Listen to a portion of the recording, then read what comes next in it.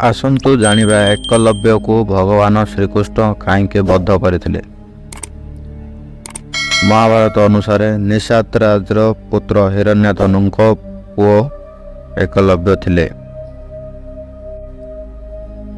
एकलव्य धनुर्विद्या शिखिबा पई गुरु द्रोण पाखकु गले। गुरु द्रोण को कहले मु धनुर्विद्या शिखिबा को चाहूची। गुरु द्रोण कहले मु खाली हस्तिनापुर राजपुत्र मानकु खाली शिखेबी। एतिकी शुणी एकलव्य सेठारु चली गले। मने मने गुरु द्रोण को ही गुरु भावे स्वीकार करदेले।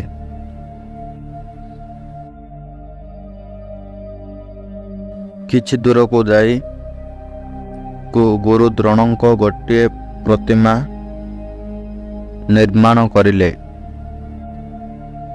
ताको गुरु द्रोण भावी अभ्यास करिवार आरंभ करदेले। अभ्यास करू करू किछि मास कला परे गुरु द्रोण तांको शिष्यंको सह अभ्यास करुथिले। सही समय एक कुकुरटी भोकी भोकी आसिला। सबु देखी आश्चर्य हो गले। कुकुरटी मुहरे किए तीर मारिछि।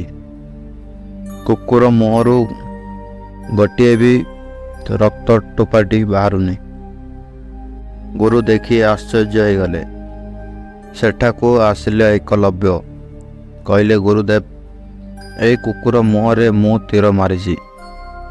गुरुदेव मने मने भाविले अर्जुन को बहुत आगरो मु वचन देइछि दुनियार सबुठु बड़ धनुर्धारी करिबी बोली। गुरुदेव भाविले एकलव्यर आंगुठी नहीं जीवी नाले अर्जुन ठू बड़ धनुर्धारी हो एकलव्य। गुरुदेव कहले मते तमे गुरु भावे भाविच। गुरुदेव कहले गुरु दक्षिणा देवार पड़िबो। एकलव्य बहुत खुशी होगा।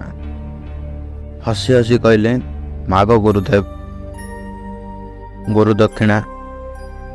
गुरु द्रोण कहले आम हाथर आंगुठी मागिदेले। यह शुणी एकलव्य आश्चर्य हो गले। तापरे हसी हसी एकलव्य आंगुठी टिकी काटिदेले। यह देखी गुरु द्रोण आश्चर्य हो गले। तुमर भलिया शिष्य मते केबे मिलिबनी। एतिकी कही सेठारु फेरीगले गुरु आश्रम को। एकलव्य तांको राजमहल चलीगले। एकलव्य बिना आंगुठी रे भी अभ्यास करिले बहुत वर्ष जाए। एमिति किछि वर्ष परे हिरण्यधनुंक मृत्यु परे एकलव्य को राजा करदेले। किछि वर्ष परे मगधर राजा जरासंध मिसी मित्रता करदेले। मित्रता करी द्वारिका उपरे आक्रमण करदेले। तो बहुत यादव सेना को मारिदेले एकलव्य। यह देखी श्रीकृष्ण आश्चर्य हो गले। बिना आंगुठी रे भी भल धनुर्धारी भल युद्ध करुचे। तापरे श्रीकृष्ण आ एकलव्य मध्य युद्ध आरंभ होला। बहुत समय जाई युद्ध हैला श्रीकृष्ण एकलव्य मध्य।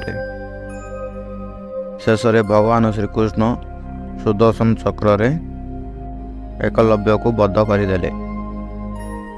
बद्ध हबार देखी जरासंध रण छाड़ी पलैला मगध।